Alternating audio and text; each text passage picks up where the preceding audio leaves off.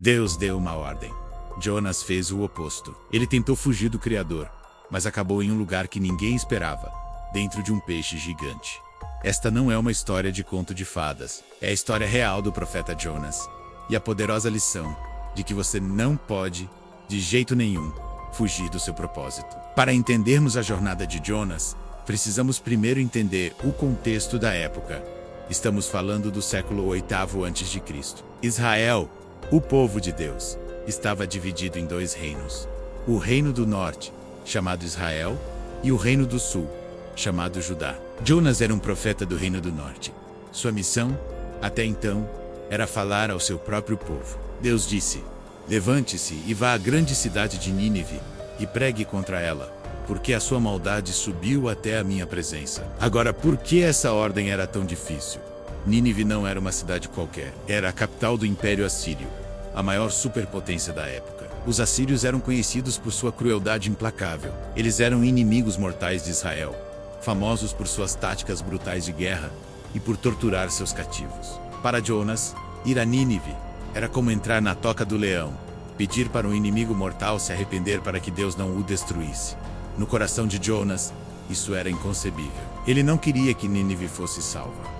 Ele queria que fosse destruída. Então, movido pelo medo, pelo ódio e por um nacionalismo ferido, Jonas tomou uma decisão drástica. Em vez de ir para o leste, em direção a Nínive, ele desceu ao porto de Jope, na costa do Mediterrâneo, e encontrou um navio que ia para Tarsis. Tarsis, na época, era considerada o fim do mundo conhecido. Provavelmente na região da Espanha. Era o lugar mais distante que ele poderia imaginar. Jonas pagou a passagem, embarcou e pensou que poderia escapar da presença e da missão de Deus. Ele desceu para o porão do navio e caiu em um sono profundo, tentando fugir não só de Deus, mas também da sua própria consciência. Mas ninguém pode se esconder de Deus. Assim que o navio zarpou, o Senhor enviou um vento poderoso sobre o mar, e uma tempestade tão violenta começou que o navio parecia que ia se despedaçar. Os marinheiros, homens experientes do mar, ficaram apavorados. Cada um clamava ao seu próprio Deus, e eles começaram a jogar a carga do navio ao mar para aliviar o peso e tentar salvar suas vidas. Enquanto o caos reinava no convés, o capitão encontrou Jonas dormindo profundamente no porão. "Como você consegue dormir numa hora dessas?" ele gritou. "Levante-se e clame ao seu Deus. Talvez ele tenha piedade de nós e não pereçamos." Mas nada adiantava. A tempestade só piorava. Desesperados, os marinheiros decidiram lançar sortes para descobrir quem era o responsável por aquela calamidade. E claro, a sorte caiu sobre Jonas. Eles o cercaram e perguntaram: "Diga-nos, quem é você? De onde você vem?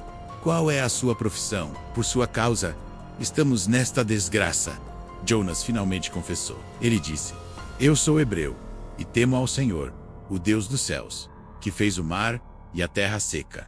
Ele contou que estava fugindo da presença do Senhor. Os homens ficaram aterrorizados. A tempestade era a prova viva do poder do Deus que Jonas estava desobedecendo. "O que você fez?" eles perguntaram, percebendo a gravidade da situação. Com o mar ficando cada vez mais furioso, eles perguntaram: "O que devemos fazer com você para que o mar se acalme?" A resposta de Jonas foi surpreendente. Ele sabia que a culpa era dele e que a vida daqueles homens inocentes estava em risco. Ele disse: "Peguem-me e lancei-me ao mar, e ele se acalmará. Pois eu sei que é por minha causa que esta grande tempestade veio sobre vocês." Os marinheiros, mesmo sendo pagãos, hesitaram. Eles não queriam ter o sangue de um homem em suas mãos. Tentaram remar com todas as suas forças para levar o navio de volta à terra, mas não conseguiram. A tempestade era forte demais. Vendo que não havia outra saída, eles oraram ao Deus de Jonas, pedindo perdão pelo que estavam prestes a fazer. Então, pegaram Jonas e o lançaram nas águas turbulentas. Imediatamente, no momento em que o corpo de Jonas atingiu a água, o mar parou de se enfurecer e se acalmou completamente. A calmaria foi tão súbita e sobrenatural que os marinheiros foram tomados por um grande temor ao Senhor. Eles ofereceram um sacrifício a Deus e fizeram votos. Naquele dia, a fuga de um profeta resultou na conversão de uma tripulação inteira. Mas a história de Jonas estava longe de terminar. Quando ele foi lançado ao mar, Deus não o abandonou à morte. O texto diz que o Senhor preparou um grande peixe para engolir Jonas, e Jonas ficou no ventre do peixe por 3 dias e 3 noites. Imagine a cena: escuridão total, o cheiro de decomposição, o som constante do borbulhar da água e dos sucos digestivos. Envolvido por algas marinhas, Jonas estava no ponto mais baixo de sua vida, literalmente no fundo do poço. Aquele lugar de desespero, no entanto, se tornou seu lugar de oração. Do ventre do peixe, Jonas clamou ao Senhor. Sua oração, registrada no capítulo 2, é uma das mais belas da Bíblia. Ele reconheceu sua situação desesperadora, mas também a soberania e a misericórdia de Deus. Ele disse: "Em meu desespero, clamei ao Senhor, e ele me respondeu. Do ventre da sepultura gritei por socorro, e tu ouviste o meu clamor." Ele percebeu que mesmo no abismo Deus estava lá. O fundo do poço se tornou seu púlpito, o lugar onde sua fé foi restaurada. Ele terminou sua oração com uma promessa: "Mas eu, com um cântico de gratidão, oferecerei sacrifício a ti. O que eu prometi, cumprirei. A salvação vem do Senhor." Após essa oração de arrependimento sincero, Deus ouviu. Ele deu uma ordem ao peixe, e o peixe vomitou Jonas em terra seca. Uma segunda chance. Uma cena nojenta, mas cheia de graça. Jonas, coberto de restos de peixe e algas, estava vivo e de volta à missão. Então a palavra do Senhor veio a Jonas pela segunda vez: "Levante-se e vá à grande cidade de Nínive e proclame a mensagem que eu lhe darei." Desta vez, não houve hesitação. Jonas obedeceu. Ele se levantou e foi para Nínive. Nínive era uma cidade imensa. Levava 3 dias para atravessá-la a pé. Jonas entrou na cidade e começou a pregar uma mensagem curta, direta e aterrorizante. Daqui a 40 dias, Nínive será destruída. Ele não ofereceu esperança, não falou de misericórdia. Ele apenas proclamou o juízo iminente. O que aconteceu em seguida foi absolutamente extraordinário. Um dos maiores avivamentos da história. Os ninivitas, daquele povo cruel e sanguinário, creram em Deus. A mensagem de Jonas se espalhou como fogo. Eles proclamaram um jejum, e todos, do maior ao menor, se vestiram de pano de saco, como sinal de arrependimento. A notícia chegou ao rei de Nínive. Ele se levantou do trono, tirou seu manto real, vestiu-se também de pano de saco, e sentou-se sobre cinzas. E decretou que todos na cidade, incluindo os animais, deveriam jejuar, clamar a Deus, e se converter de seus maus caminhos e da violência de suas mãos. O rei disse: "Quem sabe, talvez Deus se arrependa e desista de sua ira, e não pereçamos." E Deus viu o que eles fizeram. Ele viu o arrependimento genuíno, a mudança de comportamento. E por causa de sua grande misericórdia, Deus se arrependeu do mal que tinha dito que lhes faria, e não o fez. A cidade foi poupada. A missão de Jonas foi um sucesso estrondoso. Uma nação inteira foi salva da destruição. Qualquer profeta ficaria em êxtase, certo? Mas não. Jonas, o livro nos diz que Jonas ficou profundamente irritado. Ele ficou furioso com Deus.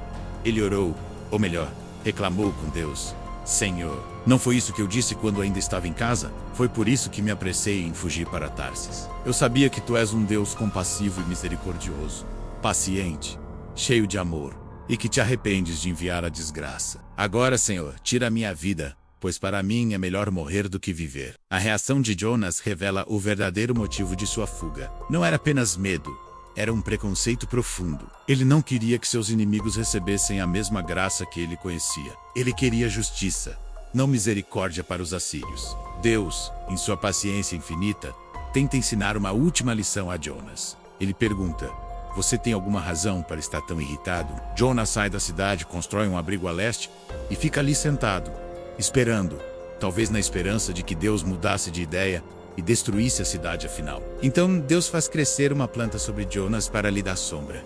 E Jonas fica muito feliz com a planta. Mas na manhã seguinte Deus envia uma lagarta que come a planta, e ela seca. Depois, Deus manda um vento quente, e o sol forte castiga a cabeça de Jonas, que quase desmaia. Mais uma vez, ele deseja morrer.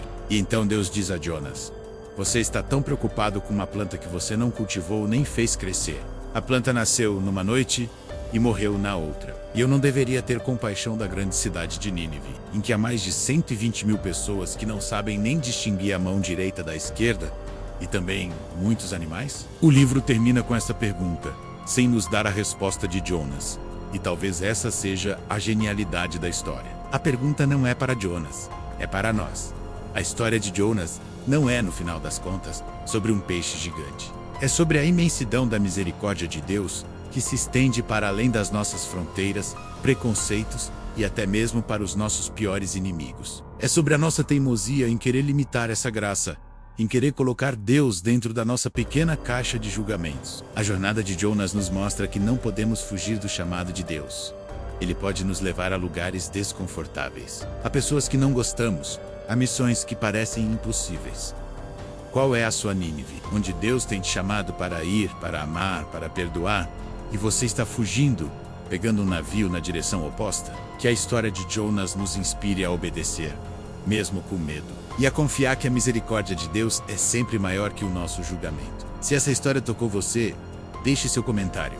Qual lição mais te marcou? Não se esqueça de se inscrever no canal e ativar o sininho, para não perder a nossa próxima jornada pelas incríveis histórias da Bíblia. Obrigado por assistir e até a próxima.